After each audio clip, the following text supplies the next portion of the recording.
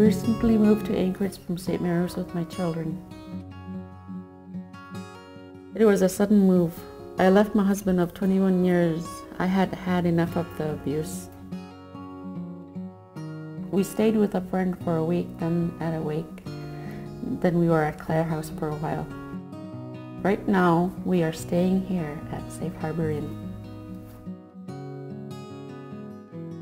School that the boys go to, they showed me information about campfires, like, oh, these guys go out in the village.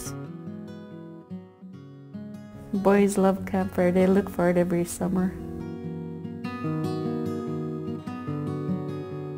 We have a great working relationship with a program at the school district, Child in Transition, that provides services for kids who are identified as homeless. Campfire is great in that for many of our families, that we have working families, and that after school time for kids is a challenge for them. We oftentimes have families that say, great, school gets out at 3:30, but I have to work until 6, or I have to work until 5 or 4. I can't get the kids. What am I going to do? Fortunately, Campfire has been able to step in as a partner and scholarship a number of our kids to ensure that they're able to stay at the school. After school, the parents have quality care. They know their children are safe, and they also know their children are learning while they're there. The children have a lot of questions. They don't know. They know something's going on. They know that, wow, we're not living in our home anymore. They might not know why. This is a family in crisis, and that child is faced with having basic needs not being met, as well as the parent. And if we see ourselves in a position that we can have influence on alleviating that part of their crisis, we go to great lengths to try to make sure that assistance is provided as quickly as possible. I think families are looking for a place where they know that their kids are safe while they're taking care of their responsibilities at work. But it's more than just being safe. It's helping those kids feel included, giving them a place to belong, particularly the kids that have special needs, to know what that child's particular needs might be and how to support them physically and emotionally, and how to help them in how they conduct their relationships and their interactions with the other kids. The biggest thing is that their father's not in their life anymore. The positive adult role model is very important at Campfire, because they get to teach some manners and discipline and redirection if they have to. Every family we work with has a slightly different story. There's domestic violence in our community, and that contributes to homelessness. We've seen a number of families in the past several years that for a long time lived kind of close to the edge, maybe paycheck to paycheck.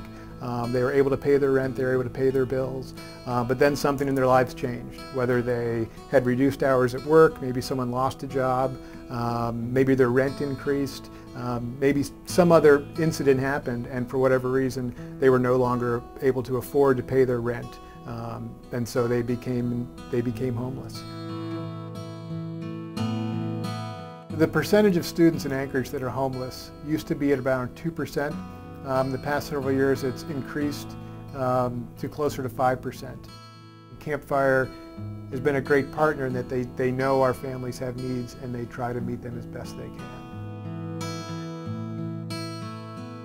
There's this spectrum of kids who need very little intervention, or maybe even none, to kids who need quite a bit for us to be able to provide a program for them.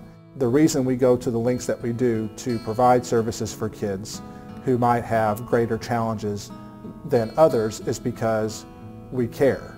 We want what's best for them. And so we are always finding ways to say yes.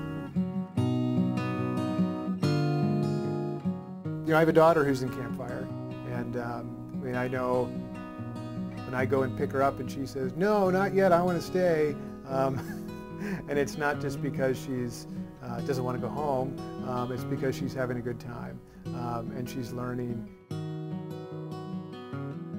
They don't like to leave Campfire. They're having too much fun. When I see Campfire, and whether it's, and I've walked into other Campfire programs just visiting schools, but I know when I've walked in to pick up my daughter, I see a staff that's caring about kids. The staff aren't off in the corner doing something and kids running around doing something else. I see a staff that is definitely looking out for the best interests of kids, and not just there as a babysitter, but really there kind of seeing their role as, maybe not quite a teacher, but a real facilitator in sort of the growth of the kids that are in the program. Leaders have to be others focused, and I think we try to display that for the kids and help them know how to understand what the other person's feeling and what the other person's going through. If children are not supported in developmentally appropriate ways, they're not going to be able to contribute to society in a positive way because they're not going to have the skills to be able to do so. If we can provide that support to them, we can hopefully sort of end some of these cycles of poverty and ensure that they get a good education and are learning so that they are setting themselves up to succeed in life.